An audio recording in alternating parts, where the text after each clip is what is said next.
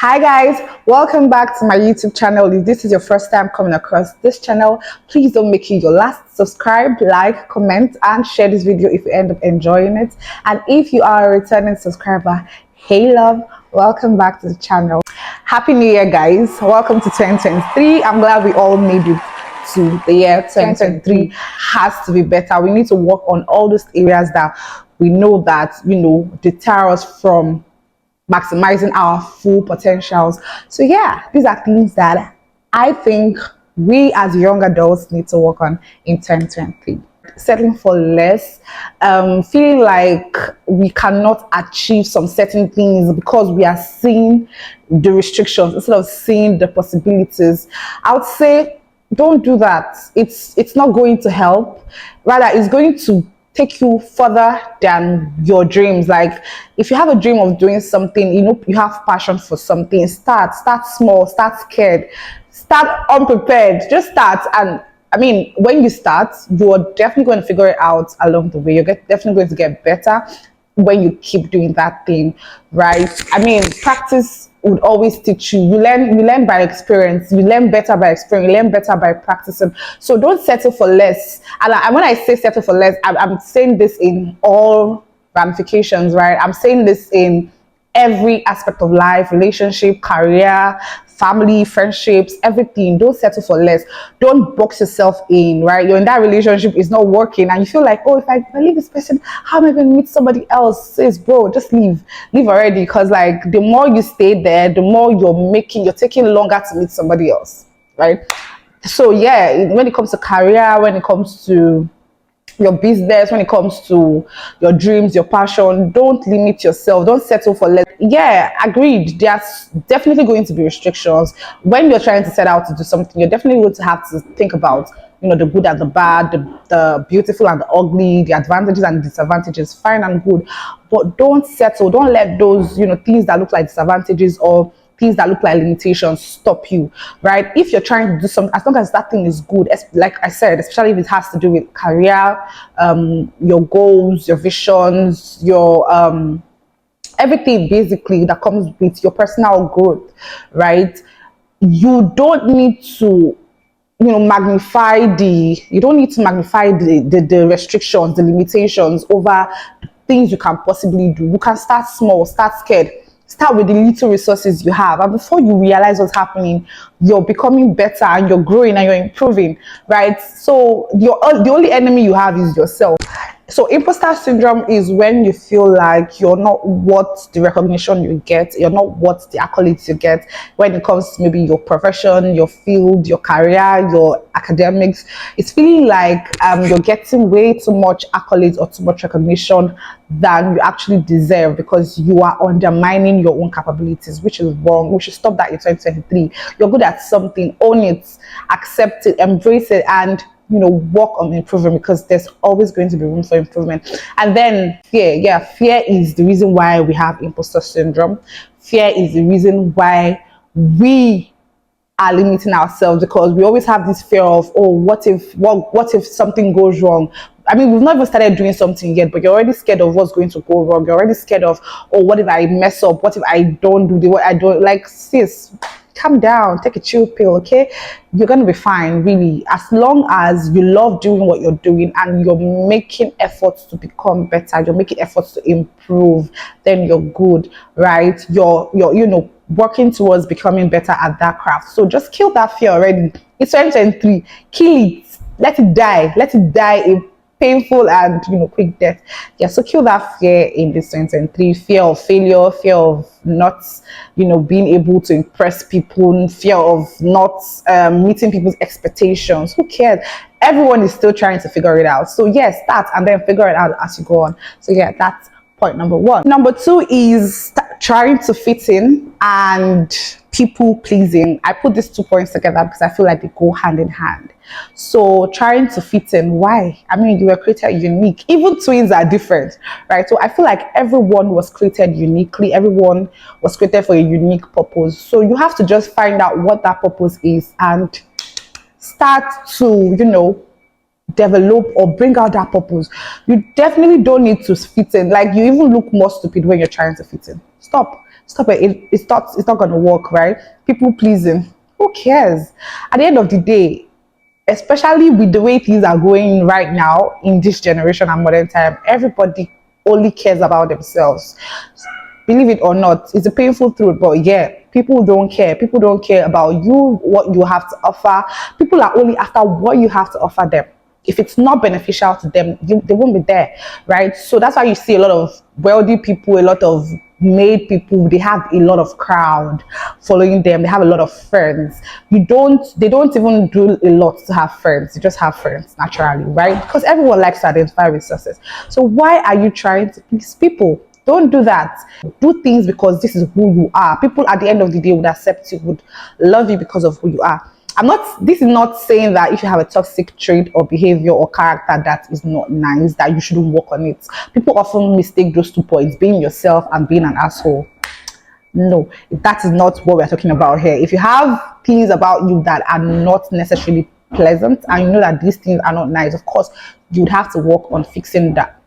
But what I'm trying to say is, trying to adjust. Oh, maybe, I mean, there are people that have friends that, they can't dress a certain way to go see their friends. Their friends can't come see them when they don't have money because they are trying to meet up to a certain standard or level. That's bullshit, right? Let people accept you for who you are. Right? If there are things about you that you feel like you personally do not like and you want to work on, like there was a certain time in my life I felt like I was too loud. I used to talk so much, and not like I have totally stopped now, but I feel like I have done a lot of work from where I was till now. So yeah, that's a total different ballgame. That is me feeling like, okay, this is something about me I don't necessarily like because I don't like seeing it in other people and I wanted to work on it. That's different. But whereas you're trying to, be somebody different. Maybe, for example, your friends like to club and you're not really the clubbing type, or your friends smoke and you don't really smoke, or they drink and they do some certain things that doesn't fit well with you, or maybe naturally you have a certain talent or you have something you like to do, but because your friends are following a certain career path, you now tend to drift because you feel like, oh, you want to fit in. Don't do it. Do you, or maybe people are dressing it like maybe there's a particular fashion trend everyone is following and you know that your body type would not accept that dressing, would not accept that outlook, or maybe your family background or your beliefs do not accept that, and then you now want to adjust to that because you want to fit in. That's bullshit. Number 3 on today's video is procrastinating. So this one, I feel like this particular point is for me because man, it's very bad. So procrastinating would steal your time. I call it the ultimate time stealer. The more you keep saying tomorrow never ends. My language will say Echa diaguago. I'm Igbo, by the way. So tomorrow never ends. There's always going to be a tomorrow. Why not start now? Like I said, I'm saying this to myself because I am the number one culprit of this. I know how to procrastinate. I know how to say tomorrow, oh, I'm not ready now. I need this, I need that, I need those. Sorry, before I can get this done. And before you know it, time is slowly creeping by. And before you know it, you've spent 2 weeks, 2 months, a year, and you've not done it. So yeah, this year, 2023, we are breaking that yoke of procrastination. Start. Don't procrastinate it, right? See, it applies for everything in my life. Everything. And we are breaking that yoke this 2023 because it's becoming something that is worrisome. It's disturbing. Personally, I see it in everything, like even in my YouTube, like, okay, I want to do a video, I want to create content, and I'm just stalling because of maybe petty things that I can actually just cover up for, or make supplications, but because there's a particular standard or quality I'm looking out for, which at the end of the day, I might not even get exactly that. But because I'm just feeling like, okay, if I have this thing in place, then this video will come out perfect or will come out great. Don't stop procrastinating. We need to stop. We're not getting any younger. I mean, if you check out what you're going to get this year, I'm sure you're going to be like, wow, is that my age? Yeah, so we're getting a little older. We are becoming, from young adults, we are slowly transitioning into, adults, full-blown adults, and I mean, some of, gearing up towards becoming parents and all that. So you have to stop procrastinating. You have something you want to do. You have something you want to achieve. You have a dream you want to chase. chase it. It's not too late. At some point, I felt there were some things there's some things I want to do or I wanted to do that I started to think like, oh, if only I knew about this when I was younger, if only I had started when I was in my early 20s and all that. But it's not too late. Point number 4 is pushing blames. This one I say with so much pain in my chest because a lot of people are actually guilty of this, and it is so bad. I feel like it's not why. I mean, if you have done something wrong, if you have offended someone, because even the Bible said it, that is why He gave us the Holy Spirit, right? So that we can know when we have done evil. If you sin, you know, even a baby, like a 1-year-old, would do something and they're looking at their mom or any elderly person in the room because they want to see, oh, did he or she see me? Because they know that that thing you've done is wrong. How much more you that is an adult? You know when you have offended someone, you know when you have done something wrong, you know when you have erred. It doesn't make you a bigger person, or it doesn't make you woke when you now try to, oh, it wasn't my fault, it was because you did that was like I did this. I mean, it doesn't make any sense, to be very honest. It doesn't make you woke. Like I said, it makes you for me, I start to see you as okay, like it changes my perception of you as a person. If I had a certain level of regard or respect for you, it would definitely go down, because I feel like, okay, if this person cannot even own up to their mistakes, own up to their bullshit, then I'm, expecting too much for them. And once my expectation of you drops, then every other thing might as well drop. So if you have offended somebody, if you have done something wrong, if you have erred in any way, even God in heaven, we err against him every day and we pray, we ask for forgiveness. How much more you and I, human beings that you can see? Because yeah, we cannot see God, but we know that there's a God and we worship him, we serve him. And I feel like some people just serve God because they know that, oh, he has ultimate power, right? Of course, that is why we all serve God. But I feel like some people will be so rude and not even feel the need to ask for forgiveness if God didn't have, the kind of superior power he did. Because you see the way they treat their own fellow humans, the way they, people that you can actually see one-on-one. How much more someone that you cannot see? You can do better. This is 2023.